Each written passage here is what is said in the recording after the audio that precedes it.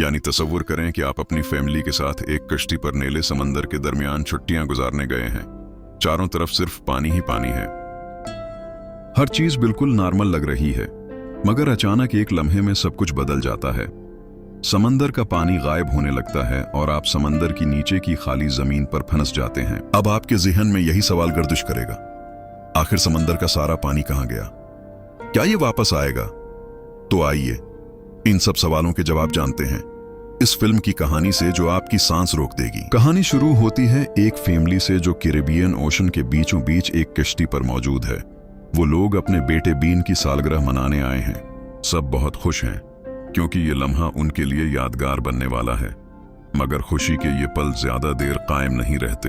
Been की मां Julia समंदर में तैरने के लिए छलांग लगाती है, जबकि बीन और उसके वालिद टॉम मछली पकड़ने में मसरूफ होते हैं।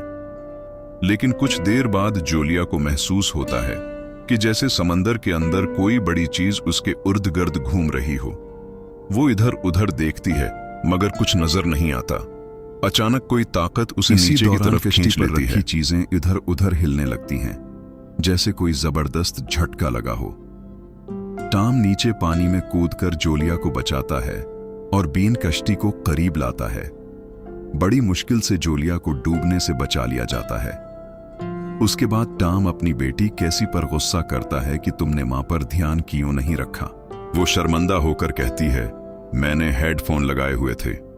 रात होने पर वो लोग बीन की सालगिरह मनाते हैं। इसी वक्त कैसी का बवाए फरींड वीडियो कॉल पर आता है और घबराए हुए लहजे में कहता है, फौरन जमीन पर वापस आओ। न्यूज में बताया जा रहा है कि कुछ बहुत बड़ा होने वाला है। फिर अचानक कॉल कट जाती है। टॉम और जूलिया कश्ती का मुआयना करते हैं तो देखते हैं कि आसपास व्हेल मछलियां और शार्क्स घूम रही हैं, जबकि इस इलाके में वो कभी नहीं देखी गईं। टॉम समझ जाता है कि ये किसी बड़े तूफान की अलामत है। अचानक कश्ती को जबरदस्त झटका लगता है। टॉम नीचे जाकर देखता है तो पता चलता है कि किसी बड़ी शार्क ने कश्ती को टक्कर मारी है। इसका इंजन भी खराब हो चुका है। अब वो समंदर के बीचों बीच फंस चुके हैं। न सिग्नल है न मदद। उनके पास सिर्फ 4 दिन का खाना बचा है। कुछ देर बाद आसमान से एक मीटियोराइड स्यारचा गिरता है जो उनके बिल्कुल करीब से गुजरता है। टॉम इंजन चलाकर किसी तरह बचने की कोशिश करता है, मगर इंजन जलकर नाकारा हो जाता है। फिर एक धमाका होता है और सब बेहोश हो जाते हैं। जब होश आता है तो मंजर बदल चुका होता है। पानी कहीं नहीं, कश्ती के नीचे जमीन है, उर्द गर्द मुर्दा मछलियां पड़ी हैं। समंदर खशक हो चुका है। टॉम कंपास देखकर समझता है कि जमीन के पोल्स कुत्ब बदल गए हैं। शमाली कुत्ब जनूबी बन गया है और जनूबी कुत्ब शमाली, यानी जमीन की कशिश ने समंदर के सारे पानी को दूसरी समत बहा दिया है।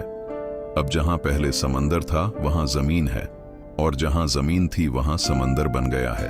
रेडियो पर उन्हें एक सबमरीन के कप्तान की आवाज मिलती है जो बताता है कि एक हफ्ते बाद समंदर वापस अपनी जगह आएगा, मगर तब पानी की लहर इतनी जबरदस्त होगी कि सब कुछ बहा ले जाएगी। वो इन्हें कहता है कि जल्दी किसी ऊंची जगह पहुंच जाओ, वरना तुम बच नहीं पाओगे। उसी दौरान एक जख्मी आदमी उनके करीब आता है। टॉम उसकी मदद करता है, मगर वही शख्स चाकू से उस पर हमला करके उसे मार देता है। जूलिया किसी तरह अपने बच्चों को बचाकर भाग जाती है। आगे चलकर उन पर जहरीले पानी, देवकामत कैकड़ों और खौफनाक क्रीचर्स के हमले होते हैं। वो कई दिन भूख, प्यास और खौफ में गुजारते हैं। आखिरकार वो एक पुरानी कार्गो शिप में पहुंचते हैं जहां कुछ लोग छिपे हुए होते हैं, मगर वो भी केकड़ों के हमले का शिकार हो जाते हैं। कप्तान एक आखिरी बार रेडियो पर कहता है कि पानी वापस आने वाला है, तुम जल्दी करो। जूलिया और उसके बच्चे दौड़कर सबमरीन तक पहुंचते हैं। रास्ते में पहाड़ खसकने लगते हैं। जूलिया अपनी जान कुर्बान करके बच्चों को आगे बढ़ने को कहती है। आखिरकार वो सबमरीन में बैठ जाते हैं। तभी हजारों मीटर ऊंची लहर आती है और उनकी आंखों के सामने अंधेरा छा जाता है।